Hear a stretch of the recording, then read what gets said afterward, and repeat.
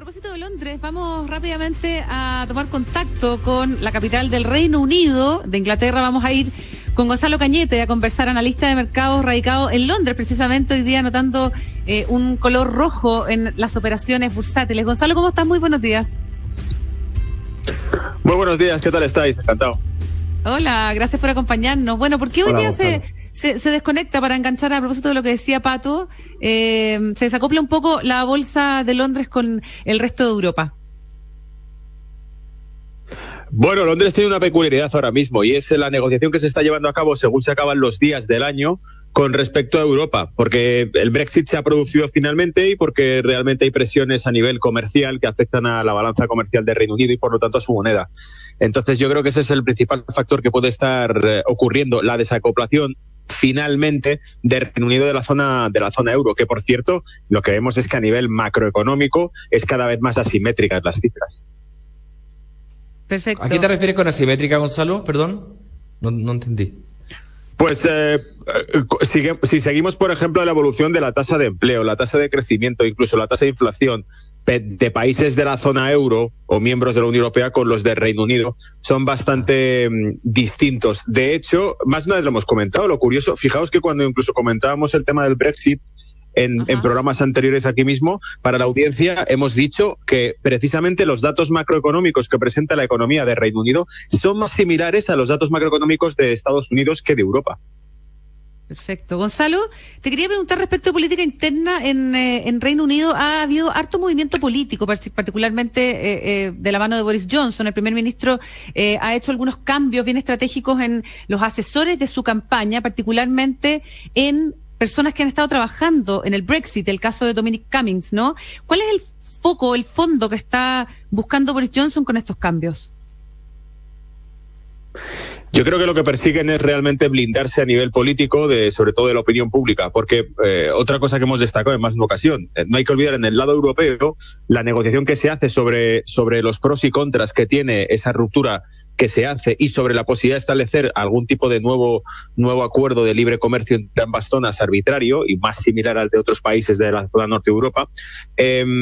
Los pros y contras que se producen durante esa negociación repercuten electoralmente al Partido Conservador y en este caso a su dirigente, que es Boris Johnson. Si Boris Johnson no cuida bien los contactos que está estableciendo y las modificaciones que hace, puede correr la suerte que corrió su antecesora en el cargo, miembro del mismo partido, o sea, que pueda ser una moción de censura de su propio partido contra él si resulta que en algún momento entra en un estancamiento en ese tipo de avance en las negociaciones. Desde luego, lo que vemos por el momento es que ha sido bastante más duro y bastante más claro en su postura que la antecesora de él, que trataba de ser mucho más comedida y muchísimo más suave con la Unión Europea.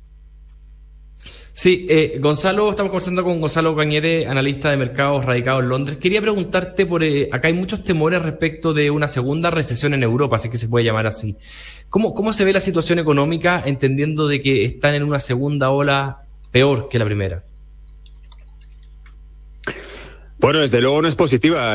La propia Christine Lagarde, que es actualmente la presidenta del Banco Central Europeo y que era la antigua presidenta del Fondo Monetario Internacional, no descartó el hecho de que, dado el impacto de la segunda ola, se tenga que hacer una nueva jornada, una nueva tanda de estímulos. Y los estímulos que ya se habían aprobado son los más grandes de la historia. No olvidemos que ha habido un cambio radical.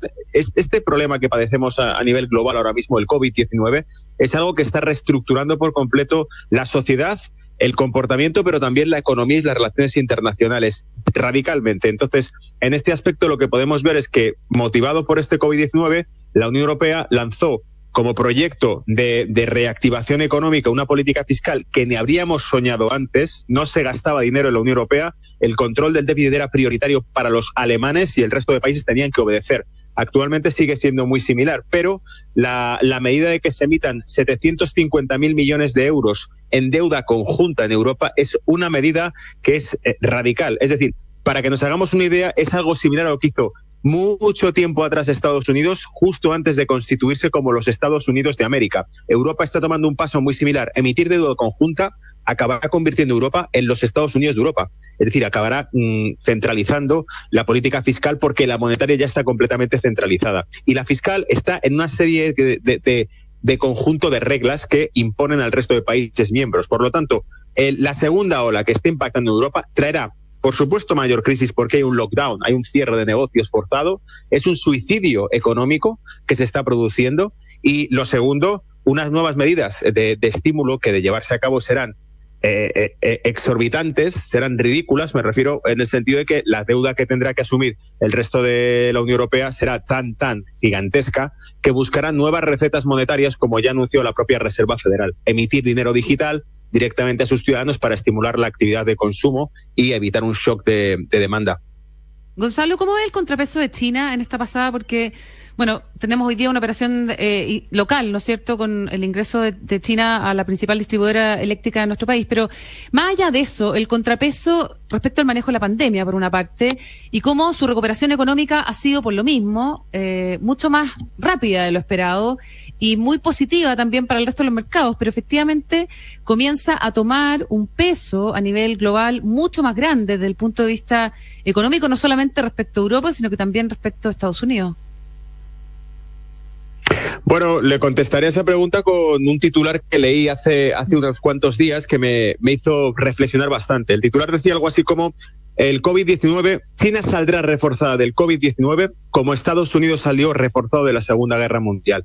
Es decir, el evento COVID-19 catapulta a China hacia una aceleración en su influencia global. China, sospechosamente, es el único país donde se origina el problema, pero cierra el año, el único país, repito para que la audiencia lo tenga claro, el único país del top 10 de las mayores economías del mundo que cierra el año con crecimiento económico. El resto de economías del mundo van a cerrar con una recesión económica. Esto es, cuanto menos, puede ser casual, puede ser suerte o simplemente sospechoso, pero a raíz de esta crisis, China cierra el año en positivo como primera y única potencia económica que crece este año, en 2020. Eso por un lado. Y ahora, si a esto le sumamos el escenario último, el último capítulo de esta novela de aventuras, que es las elecciones de Estados Unidos, hemos visto que no gana Biden, no gana Trump. Gana Biden y no es reconocido legítimamente por Trump y se entra en una batalla judicial y política en Estados Unidos. ¿Qué ocurre mientras tanto? Yuan rompe máximos históricos. Claro, exactamente. La moneda china. Ahora, tú mencionaste un par de veces, Gonzalo, la palabra sospechoso. ¿Cuál es los que están en las teorías más conspirativas? ¿Qué es lo que están diciendo? Bueno, teorías conspirativas ahí tenemos para aburrir, ¿no? El origen del virus, la incidencia que tuvo, la propia carta del presidente Donald Trump que mandó y que publicó a través de redes sociales a la OMS, donde evidentemente hacía responsables a la OMS por haber colaborado con China. Había puntos clave que no han quedado esclarecidos ni justificados, que era, por ejemplo, el cierre de tráfico aéreo interno dentro de China con la ciudad de Wuhan. Sin embargo, el mantenimiento del tráfico aéreo de Wuhan con el resto de capitales del mundo. Este tipo de medida que fue tomada a cabo y que en ningún caso la OMS alertó ni recomendó hacer lo contrario, en opinión del presidente Donald Trump, eso contribuyó al agravamiento mundial de este problema y, por lo tanto, un punto muy claro es la repercusión que esta crisis está teniendo en términos económicos, los costes monetarios y no solo eso, sino el coste social que va a padecer el mundo entero en los próximos años por esta crisis.